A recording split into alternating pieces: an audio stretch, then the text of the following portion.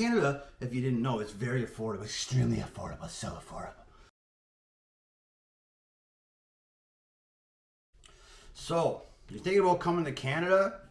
Well, it's super cheap here. I don't know if you know that. Houses are very affordable, there's no inflation, and our government is the absolute bee's knees.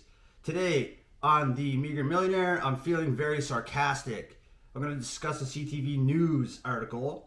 Goes on to say Canadian homeowners face largest increase to property taxes. Now imagine the Meager Millionaire surprise. It's zero. We've had interest rates pinned to zero. We have the cheerleaders out there in the industry pumping it up. And now we have some follow-on effect of pumped up real estate prices. And now one of these things are the assessments go up, and when the assessments go up, your property taxes go up, and that means that your cost to carry on that property is up, and they're going up big time. Today this article goes on to talk about primarily Toronto, Halifax, and Vancouver, but before we go there, please hit that like, share, subscribe, all of the things, and the Meager Millionaire will try not to lose his marbles today.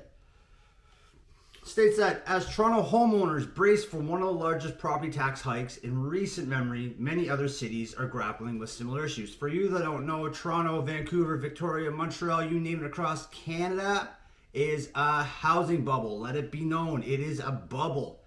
Now, what comes with a bubble is rising property taxes, rising servicing costs, all the things. Now, it goes on for others. Several major cities have approved or proposed major property tax hikes this year. Municipalities struggle with inflation, higher interest rates, crumbling infrastructure, and soaring demand for services. Now, is Canada a first world country anymore? You let me know in the comments below. I, in fact, think that it's falling into second class tier.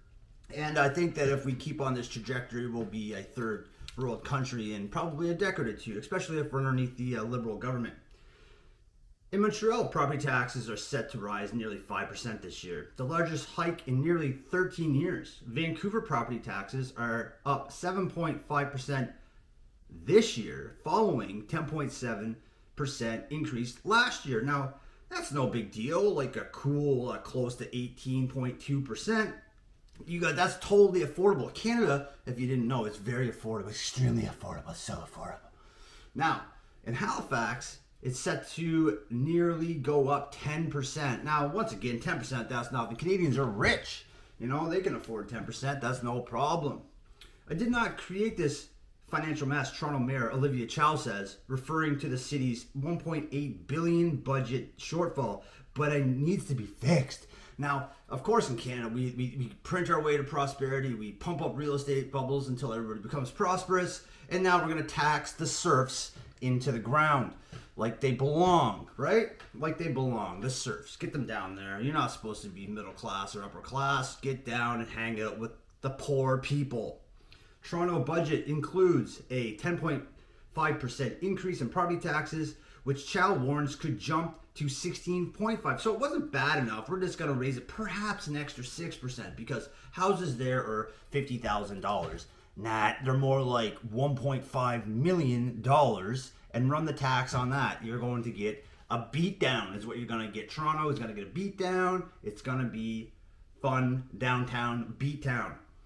Now, federal government doesn't chip in $250 million to support the recent influx of refugees. Now, that's another issue we have in Canada. We just seem to have open borders, let everybody fly in, let's don't vet these people. Of course, there's no bad people in the world. That is a lie. There's lots of bad people in the world, and so when you just let in random people into a nation, and then you try to get yourself out of fiscal deficits by the government giving you money to sort problems that aren't even ours in the first place, and then that's all going to go onto the taxpayers' back. It's going to be a lot of fun.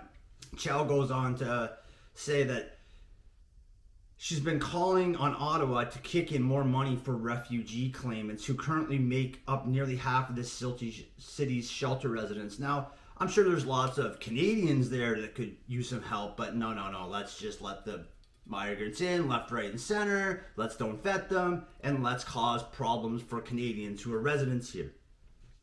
It really is a challenging time, says Sasha Zenskova, a professor of planning at the University of Calgary, who who says all municipalities are feeling a pinch. But she adds there seems to be a little sympathy for property owners in big cities like Toronto and Vancouver, where home ownership is increasingly unattainable for many. Well, Toronto and Vancouver are the money laundering cesspools of Canada, and now there's going to be lots of elderly folk or people that are really tight financially who are going to more or less have to sell their homes because they're not going to be able to afford the property tax. Now, maybe some people can take a 10 or 16% increase in property tax and they won't feel it, but do you know what they were called? They're called the 1%.